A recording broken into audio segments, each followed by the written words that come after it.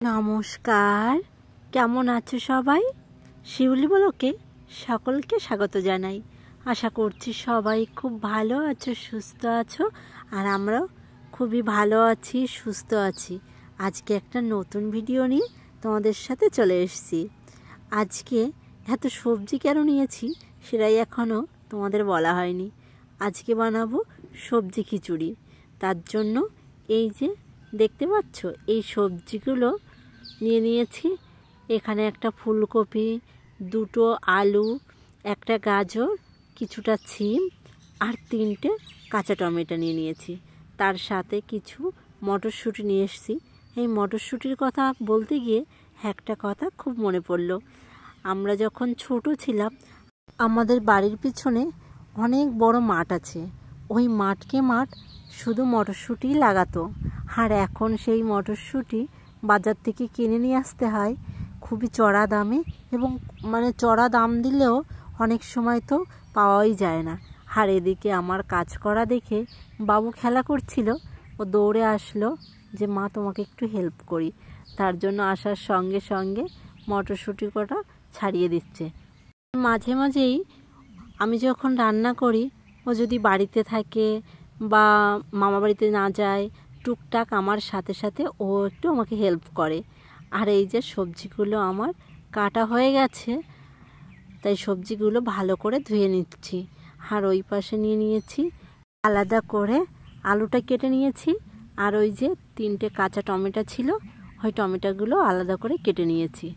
আর এখন সবজিগুলো ভালো করে 3 থেকে 4 বার করে ধুয়ে নিচ্ছি। যখন ফুলকপিটা আমি কেটেছিলাম, ফুলকপিটা একটু নুন জলের মধ্যে দিয়ে রেখেছিলাম, কারণ ওর মধ্যে যদি কোনো পোকা থাকে পোকাটা বেরিয়ে যায়। আর এদিকে মটরশুঁটিগুলো বাবু পুরোটা ছাড়িয়ে দিয়েছে, তাই মটরশুঁটিগুলো আমি ধুয়ে নিলাম। যদিও মটরশুঁটির ভেতরে কিছু থাকে না, খোসার ভেতরেই তো থাকে, তারপরেও 2-3 বার করে একটু ভালো করে ধুয়ে নিলাম। আর এই যে আলুগুলোও কাটা হয়ে গেছে আর টমেটোগুলোও কাটা হয়ে গেছে। আমার মোটামুটি সব সবজিগুলো কেটে রেডি করে নিয়েছি। এবার শুধু রান্নাটা বসিয়ে দিলে হয়ে যায়। আর সবজিগুলো বিভিন্ন কালারের, দেখতে বেশ সুন্দর লাগছে। আর এই যে কিছুটা চাল নিয়ে নিয়েছি, ওই 500 থেকে একটু বেশি। আর এই যে মুসুরির ডাল আর মুগ ডাল, তোমরা চাইলে মুসুরির ডাল আর মুগ ডাল আলাদা করেও নিতে পারো। শুধু মুসুরির ডাল দিয়েও রান্না করলে হয়, আর শুধু মুগ ডাল দিয়েও রান্না করলে হয়। আর এদিকে আমি আলুগুলো ভেজে নিয়েছি একটা কড়াইতে, আর একটা কড়াইতে বসিয়ে দিচ্ছি ওই যে চাল আর ডাল ভালো করে মিশিয়ে ধুয়ে নিয়ে এসেছি 4 থেকে 5 বার। আর তোমরা চাইলে ডালগুলো আগে থেকে ভেজে নিতে পারো, কিন্তু আমার মনে হয় না যে ভাজার খুব দরকার হয়। আমি চাল ডাল একসঙ্গে ধুয়ে এই যে দিয়ে দিলাম। প্রথম একটুখানি ভেজে নাড়িয়ে নিয়েছি, বেশি একটা ভাজতে হয় না। আর একটুখানি ভাজলে দেখবে ডালের সেন্ট বেরিয়ে গেছে, তখন জলটা ঢেলে দিতে হবে। ওদিকে জলটা ঢেলে দিয়েছি, চাল আর ডাল ফুটতে থাকুক। আর এদিকে আলুগুলো ভেজে নিয়েছি আগে থেকেই।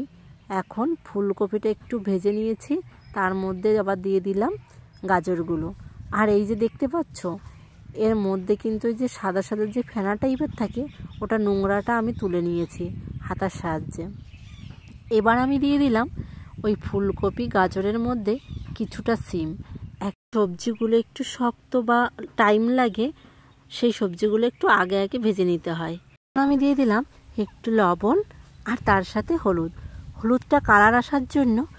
আর নুনটা দিয়েছি, তাড়াতাড়ি ভাজা হয়ে যাবে, সবজিগুলো নরম হয়ে যাবে। আর এদিকে চাল আর ডাল দেখো ফুটছে। আর এখন দিয়ে দিচ্ছি একটু লবণ, হলুদটা একটু পরেই দেব, আর একটু ফুটুক তারপর। এদিকে মোটামুটি আমার সবজিগুলো দেখো ভালো করে ভাজা হয়ে গেছে। ভালো করে বলতে বেশি একটা ভাজা যাবে না, যেহেতু ওই চাল আর ডালের মধ্যে যাবে, ওই জন্য 50 থেকে 60% মতো ভেজে নিয়েছি। আর দেখো চাল আর ডাল অনেকটা ফুটে গেছে, ওই জন্য আমি এবার একটু দিয়ে দিলাম হলুদ গুঁড়ো দেওয়ার পরে আমার আগে থেকে যে ভাজা সবজিগুলো ছিল, আলু, সিম, ফুলকপি, তারপর গাজর, সব সবজিগুলো দিয়ে দিয়েছি। টমেটোটা এখনও দিইনি, তবে টমেটোটা আর একটু পরে দিয়ে দেবো। এখন দিয়ে দিচ্ছি কাঁচা লঙ্কা বাটা। তোমরা চাইলে লঙ্কাটা তোমাদের স্বাদ মতো দেবে, কারণ লঙ্কাটা আমাদের বাড়ি মোটামুটি খায়, তাই আমি 9টা কাঁচা লঙ্কা বেটে দিয়ে দিলাম।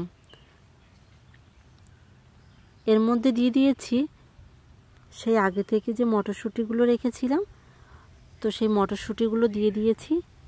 এবার দিয়ে দিচ্ছি একটু ধনে গুঁড়ো। এই ধনে গুঁড়োটা দিলে এত সুন্দর একটা ফ্লেভার আসে এবং স্বাদটা খুব সুন্দর আসে। তো আমি একটু ভালো করে এবার নাড়িয়ে চাড়িয়ে নিচ্ছি। আর এই দিকে ফোড়ন দেব বলে কিছুটা আদা বেটে রেখেছিলাম, আর ফোড়নে তেমন একটা কিছু লাগবে না, কিছুটা কাঁচা লঙ্কা আর 2টো তেজপাতা ছিঁড়ে দিয়ে দিয়েছি। একটু ভালো করে এবার একটু এগুলো ভেজে নেব। আর একটু ভালো কালার আসার জন্য আমি দিয়ে দিয়েছিলাম একটু কাশ্মীরি লঙ্কার গুঁড়ো তেলের উপরে, ওই জন্য দেখো কালারটা আরও বেশি সুন্দর আসছে। এর মধ্যে দিয়ে দিয়েছিলাম এই খিচুড়ি একটু হাতা ভরে ওর উপরে, তারপরে এর মধ্যে করে ঢেলে দিলাম। দেওয়ার পরে এবার ভালো করে মিশিয়ে নিচ্ছি। দেখো কালারটা এসছে দুর্দান্ত। আর মটরশুঁটি আর তোমার কাঁচা টমেটোগুলো দিয়ে দিয়েছিলাম একই সঙ্গে। এখন সব সবজিগুলো ভালো করে ফুটে গেছে। নামানোর একটু আগে আমি পরিমাণ মতো একটু ঘি দিয়ে দিয়েছি। ঘিটা দিলে স্বাদটাও অন্যরকম হয়ে যায় আর ফ্লেভারটাও দারুণ আসে। নামানোর আগে তোমরা সবসময় চেষ্টা করবে একটু ঘি ছড়িয়ে দিতে। ঘিটা দিলে কিন্তু খিচুড়ির স্বাদ এবং সুগন্ধিটা দারুণ আসে।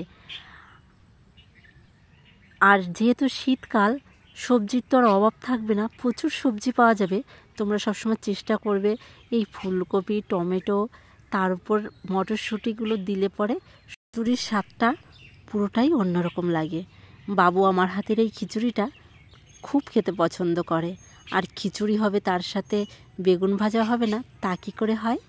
তার জন্য 2টো বেগুন ভেজে নিয়েছিলাম। বেগুন ভাজা আর খিচুড়ি একদম মধুর, অমৃত সমান মনে হয়। যাই হোক, আজ তবে আসি। ভিডিওটা আজকে এইখানেই শেষ করছি।